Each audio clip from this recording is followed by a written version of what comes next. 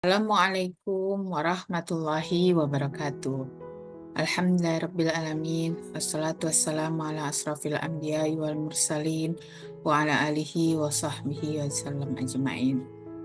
Alhamdulillah, puji syukur kita panjatkan kehadirat Allah Subhanahu wa Ta'ala yang mana telah memberikan kita berbagai nikmat, nikmat kesehatan, nikmat keimanan, dan nikmat kesempatan.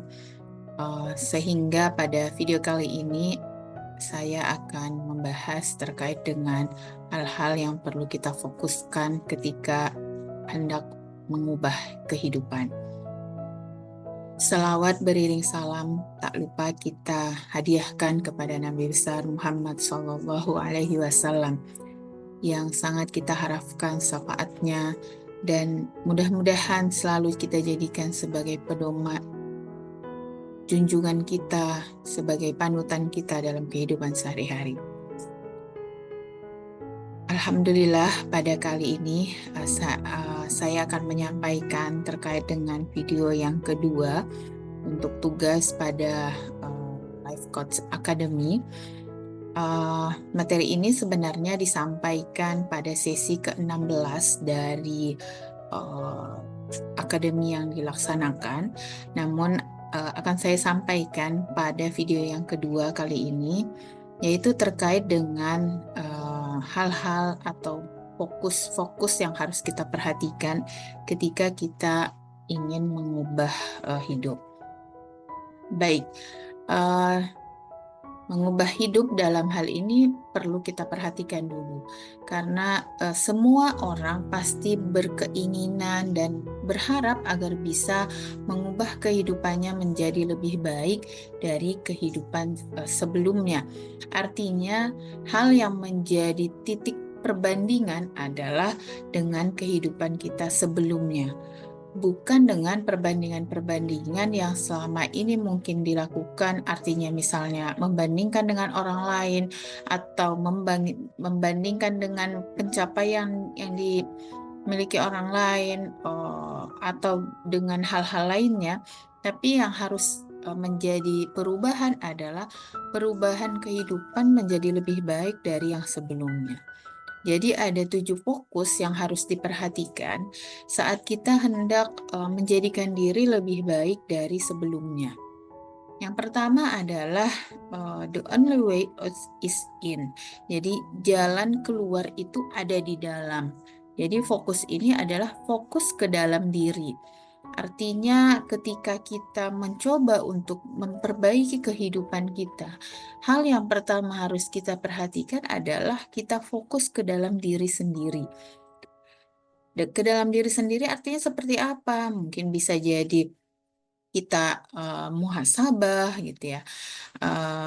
Seperti apa yang sudah kita lakukan, kemudian dengan berbagai hal yang telah kita lakukan, mungkin menjadi pertanyaan mengapa kehidupan tidak menjadi lebih baik gitu. Sehingga hal yang menjadi banyak yang harus diperhatikan ketika menjadi fokus ke dalam diri itu adalah bisa jadi menjadi muhasabah untuk diri sendiri gitu ya. Nah, itu adalah fokus yang pertama. Artinya kita fokus hanya memperhatikan ke dalam diri. Jangan fokus mengarahkan telunjuk ke, kepada orang lain ataupun kepada hal-hal lainnya gitu. Mungkin fokuslah pada hal-hal yang ada di dalam diri kita. Yang kedua adalah fokus mengubah diri, gitu ya. Karena memang jika kita lihat dalam dikotomi kendali adalah kita hanya bisa fokus pada hal yang bisa kita kendalikan. Nah, dalam hal ini juga 7 fokus ini adalah hal-hal yang memang ada dalam kendali kita. Nah, ketika fokus untuk mengubah diri, gitu ya, jadi semakin kita fokus memperbaiki diri, maka semakin besar dampak baik dirimu bagi orang lain dan kehidupan. Artinya ketika kita mencoba untuk memperbaiki diri kita akan bisa melakukan hal-hal yang lebih baik lagi untuk orang lain dan untuk kehidupan. Artinya memang ketika tadi fokus pada diri sendiri, kemudian muhasabah gitu ya. Nah, dilanjutkan dengan mengubah diri gitu. Eh, ini juga perlu kita perhatikan. Jangan sampai dalam kehidupan kita itu kita mempunyai pemikiran-pemikiran yang mana mm, saya akan berubah kalau dia seperti ini gitu ya. Saya akan menjadi lebih baik kalau dia juga baik gitu. Nah, itu belum fokus pada perbaikan diri gitu ya. Maka fokus yang kedua yang harus diperhatikan adalah fokus untuk mengubah diri sendiri. Nah, tapi kemudian mungkin ada pertanyaan, oh saya udah baik, saya udah selalu senyum, tapi kenapa hal yang saya dapatkan di luar dari harapan saya gitu ya? Mungkin memang eh, perlu perbaikan-perbaikan yang lebih besar lagi yang harus kita lakukan. Bagaimana upaya untuk mengubah diri ini gitu ya? Apa motivasinya gitu ya? Seperti tadi, kalau dia masih begitu, ngapain saya mengubah diri gitu mungkin ya. Nah, yang perlu kita perhatikan adalah ada tiga hal dalam heartful transformation. Yang pertama adalah siapa saja yang berupaya memperbaiki urusan antara dirinya dengan Allah, maka Allah akan jadikan rapi segala urusannya dengan manusia, gitu. Jadi yang pertama mungkin yang harus kita perhatikan, saya akan memperbaiki urusan saya dengan Allah gitu ya, dalam hal upaya untuk mengubah diri. Dengan harapan Allah akan memudahkan berbagai hal urusan kita dengan manusia. Nah, kemudian siapa saja beramal buat urusan akhiratnya, niscaya Allah cukupkan urusan dunianya. Dan ini sudah menjadi hal yang sudah Allah sampaikan ya dalam kaitannya dalam Al-Quran, banyak hal yang sudah disampaikan, misalnya berbuat kebaikan dibalas dengan berlipat ganda dan sebagainya. Artinya eh, per, per- pengubahan diri yang disampaikan dalam fokus ini adalah fokus untuk beramal pada urusan akhirat. Nah, yang ketiga, siapa saja yang memperbaiki batinnya, maka Allah akan baguskan amal zohirnya. Jadi, mungkin pada tahap ini kita tidak bisa memperlihatkan mungkin ya, karena dalam kaitannya mengubah diri dalam hal batin, dan yang tahu mungkin hanya kita dengan Allah gitu ya.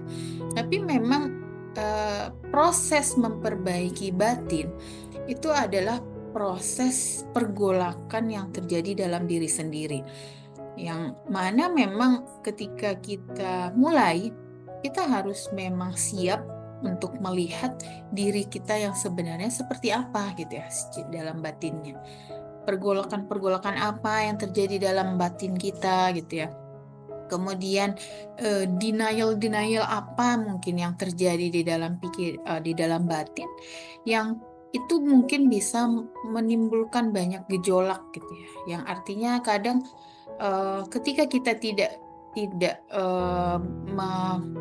bertahap untuk memperbaikinya, maka seringkali menyebabkan kita itu mungkin akan tetap pada kondisi yang sama gitu ya, tidak berproses untuk mengubah diri gitu. Jadi memang harus ada pada tahapan juga untuk memperbaiki batin. Artinya tadi ada tiga hal yang mungkin perlu dalam fokus mengubah diri. Yang pertama, mengubah diri ini kaitannya dengan memperbaiki urusan dengan Allah.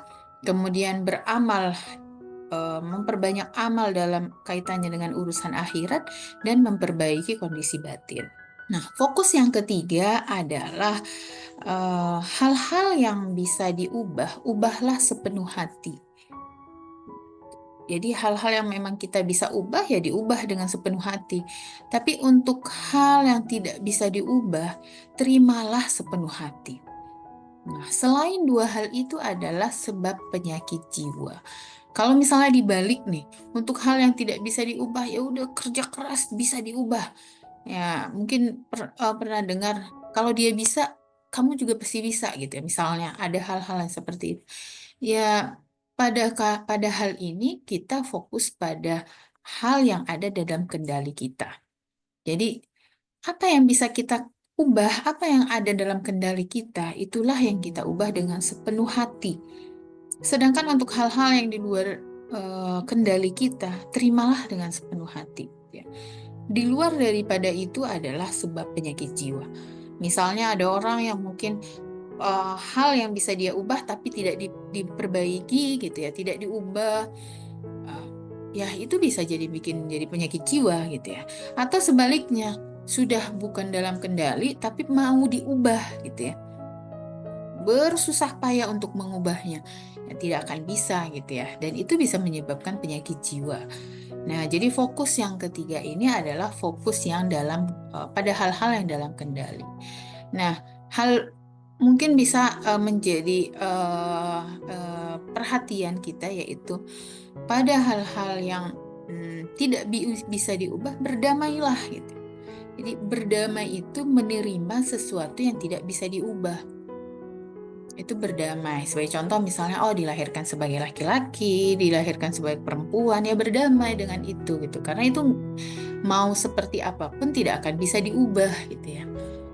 Nah, kemudian untuk hal-hal yang bisa diubah, beranilah, sepenuh hatilah untuk mengubahnya. Upayakan dengan sebaik-baik upaya untuk hal-hal yang bisa diubah. Dan bijaksanalah membedakan keduanya. Artinya kita mungkin perlu menanyakan dalam diri, mungkin berlatih untuk melihat hal-hal apa saja yang bisa dikendalikan dan tidak bisa gitu ya. Sehingga ketika kita bisa berdamai dengan sesuatu yang tidak bisa diubah, kemudian berani mengubah sesuatu yang bisa diubah, dan kita bijaksana dalam membedakan keduanya, maka itu akan menghindarkan kita dari penyakit jiwa tadi.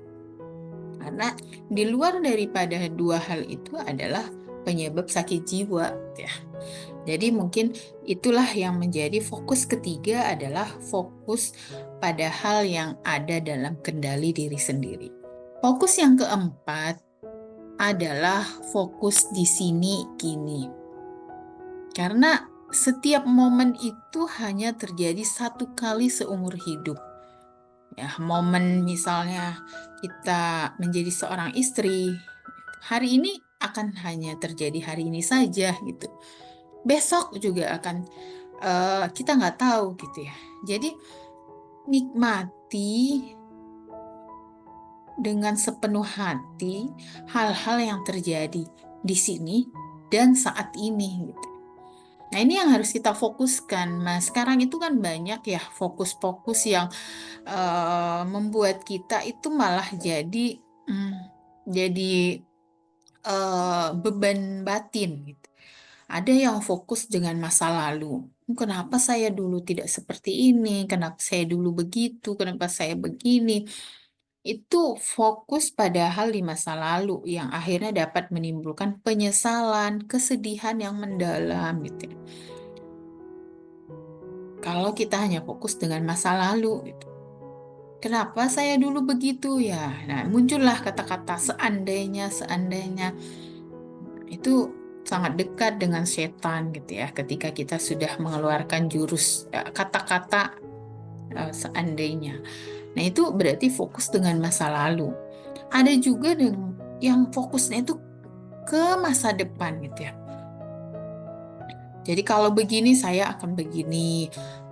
Atau gimana ya nanti kalau presiden ganti gitu ya, atau gimana ya tahun sekian, gimana ya nanti, atau misalnya kalau sekarang nanti Ramadan mau sahur apa ya, mau makan apa, mungkin itu bisa direncanakan, tapi itu adalah hal-hal yang akan terjadi di masa depan. Sehingga seringkali kalau kita hanya memikirkan masa depan, akan muncul kekhawatiran. Kalau mungkin yang sedang saya alami sendiri, misalnya saya belum memiliki keturunan gitu ya. Gimana ya nanti kalau saya udah tua, saya tidak punya keturunan, atau saya belum diberikan keturunan. Nah, Jika hal itu menjadi fokus kita, gitu ya, itu akan memunculkan kekhawatiran yang sangat mendalam, yang akhirnya kita tidak bisa fokus dengan apa yang terjadi saat ini dan di sini, gitu. Muncullah banyak distraksi. Oh, lagi main sama anak kecil, malah mikirnya untuk masa depan, gitu ya, atau mikir ke belakang, gitu ya. Nah, jadi fokus yang keempat yang harus kita perhatikan adalah setiap momen itu hanya terjadi satu kali dalam seumur hidup. Jadi fokuslah di sini dan kini. Jika saat ini mungkin kita diberikan peran sebagai istri, ya fokuslah jadi istri di saat itu, gitu ya. Misalnya lagi di rumah dengan kondisi mungkin untuk apa namanya, fokus pada urusan domestik, ya sudah fokuslah dengan hal itu, gitu. Banyak distraksi-distraksi yang kemudian memang menyebabkan kita tidak bisa fokus di sini dan kini, gitu ya. Dan itu perlu dilatih. Dan penyakitnya fokus di sini kini itu adalah multitasking, ya. Oh, maunya sekali ini bisa selesai A, B, C, gitu ya. Itu yang sering menjadi penyakit yang menyebabkan kita tidak bisa fokus di sini dan kini. Nah, itu mungkin bisa dilatih dari hal-hal kecil, misalnya mindful dalam beribadah, kemudian mindful apalagi ya, makan, gitu ya, mindful mandi, mindful dalam hal-hal lainnya, gitu ya. Mungkin bisa kita terapkan sedikit demi sedikit. Nah, itulah yang fokus yang harus kita perhatikan pada fokus yang keempat, yaitu fokus di sini kini. Sebagaimana disampaikan, bila engkau berada di sore hari, maka jangan menunggu datangnya pagi. Dan apabila engkau di pagi hari, maka jangan menunggu datangnya sore. Manfaatkanlah waktu sehatmu sebelum sakitmu dan waktu hidupmu sebelum matimu. Artinya memang jika dikaitkan dengan fokus di sini kini dalam kaitannya dengan mengubah diri, memperbaiki diri, dan beramal soleh, maka jika sore hari, ya sudah, jangan tunggu besok aja, gitu ya. Nah, ini mungkin bisa menjadi obat untuk ketika kita uh, menunda-nunda kebaikan, gitu ya. Jadi fokuslah dengan hal-hal saat ini, dan kalau bisa dilakukan saat ini, lakukanlah saat ini. Nah, fokus yang kelima adalah setiap nafas yang kau hirup adalah cinta, maka fokuslah bersyukur. Dan memang untuk fokus bersyukur itu kita mulai dari mensyukuri tarikan napas dan hembusan napas yang kita lakukan. Mungkin kita bisa pertama duduk dengan rileks, kemudian setiap menghirup kita bisa alhamdulillah, gitu. Nah, itu bisa menjadi latihan-latihan bersyukur yang cukup ringan, gitu ya. Jadi kaitannya dengan fokus syukur ini, jangan sampai kita hanya mensyukuri momen-momen tertentu yang ada dalam kehidupan kita, gitu. Padahal tarikan napas, gitu ya, kemudian hembusan napas kita bisa mengeluarkan kembali, gitu ya. Atau bahkan sekedar kondisi kalau orang sudah habis operasi, misalnya kadang untuk bisa misalnya operasi pada sistem pencernaan, gitu ya. Hal yang paling kemudian mungkin menjadi dinanti dan syukur yang besar itu misalnya bisa mohon maaf, bisa buang angin, gitu. Nah, itu aja yang sebenarnya kita membuang hal yang sampah dari tubuh kita, bersyukur, gitu ya. Tapi kan syukur itu tidak harus selalu pada hal-hal atau momen-momen yang besar. Nah, mungkin bisa kita latih dengan fokus pada napas yang kita hirup, karena itu adalah bukti cinta dari Allah. Jadi fokus yang kelima adalah fokus syukur. Dan hal yang paling besar yang harus kita syukuri adalah ketika kita masih bisa diberikan kesempatan untuk sujud. Jadi eh, kan ada istilahnya sujud syukur ya. Kita sujud karena bersyukur gitu. Tapi syukur kita itu juga harusnya karena kita bisa sujud gitu. Karena banyak orang yang mungkin di luar sana tidak menganggap bahwa kesempatan untuk bisa sujud itu adalah hal yang besar. Misalnya kalau ininya orang sakit saja kan tidak bisa sujud misalnya dengan kondisi harus berbaring gitu misalnya. Nah, di saat itulah memang perlu kita eh, memperhatikan bahwa sebenarnya Allah itu memberikan kita itu nikmat yang sangat luar biasa yang mungkin sering tidak kita ungkapkan dalam bentuk syukur kita gitu. Bang, makanya kan kalau bangun tidur, alhamdulillahilladzi. Jadi terima kasih segala puji bagi Allah yang sudah membangunkan kita gitu ya. Kemudian lagi melaksanakan hal lain, habis makan, membaca doa, alhamdulillah gitu. Jadi memang sebenarnya dalam kehidupan kita sehari-hari itu banyak hal yang bisa kita syukuri. Jadi maka dan syukur yang paling besar yang harus kita adalah ketika kita masih diberikan kesempatan untuk sujud. Dan yang keenam, fokusnya adalah memulai dari hal yang kecil. Karena kunci kecil itu membuka pintu yang besar gitu. Nggak ada pintu besar, kemudian kuncinya juga besar gitu. Tapi dia dibuka dengan kunci kecil gitu. Maka fokuslah memulai hal-hal dari yang kecil. Ya, mungkin untuk pengubahan diri, misalnya kalau dalam upaya misalnya mau menurunkan berat badan, ya mulailah dengan hal kecil. Nah, ini juga sebagai motivasi untuk diri saya sendiri gitu ya. Karena misalnya ada niat untuk menurunkan berat badan gitu. Nah, fokuslah pada hal yang mulai kecil saja dulu gitu ya.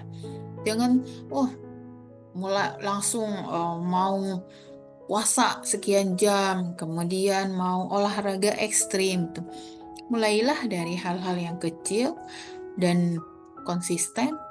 Nah, itulah yang nanti akan bisa membuka pintu yang besar itu. Jadi, fokus yang keenam adalah fokus dari hal-hal yang kecil. Terakhir, yang ketujuh adalah fokus mengendalikan pikiran. Karena mengendalikan pikiran kita itu adalah mengendalikan kehidupan. Mungkin di video sebelumnya saya sempat menyampaikan pondasi dalam menata batin. Pondasi dalam menata batin itu adalah mengendalikan pikiran kita. Maka fokus yang ketujuh adalah fokus dalam mengendalikan pikiran. Ketika pikiran kita bisa kita kendalikan, maka kejadian-kejadian yang terjadi dalam hidup ini itu akan netral gitu.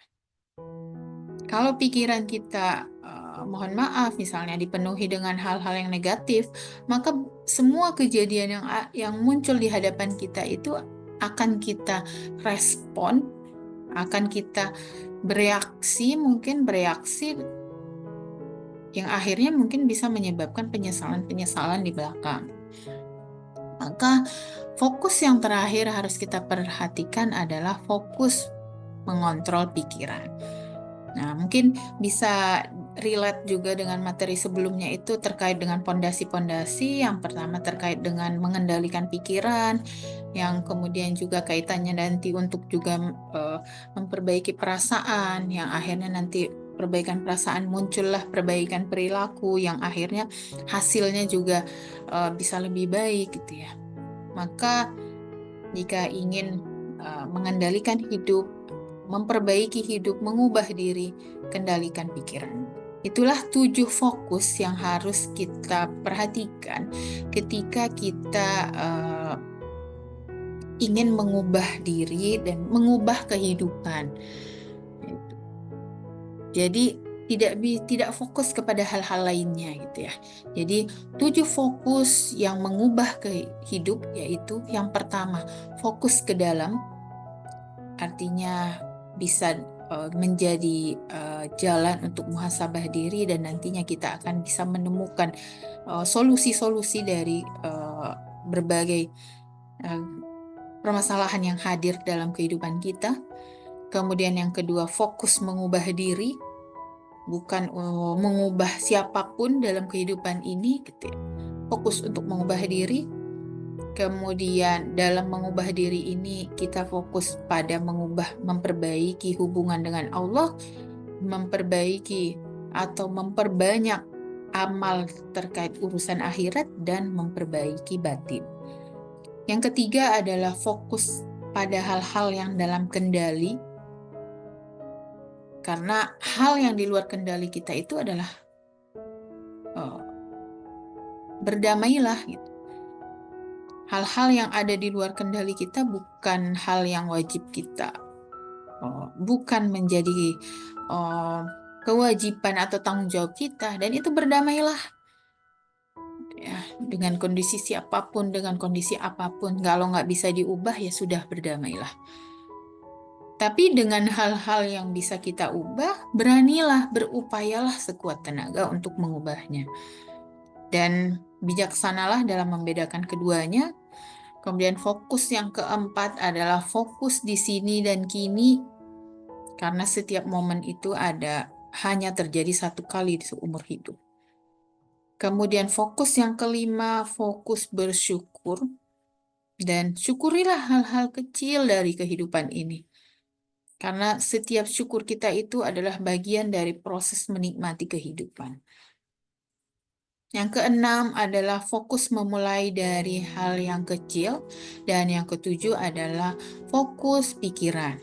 Fokus untuk mengendalikan pikiran, karena itu juga dapat mengendalikan hidup. Mungkin inilah yang bisa saya sampaikan sebagai rangkuman materi dari pertemuan ke-16 terkait dengan 7 fokus yang mengubah hidup. Semoga bermanfaat untuk kita semuanya. Kurang dan lebihnya saya mohon maaf.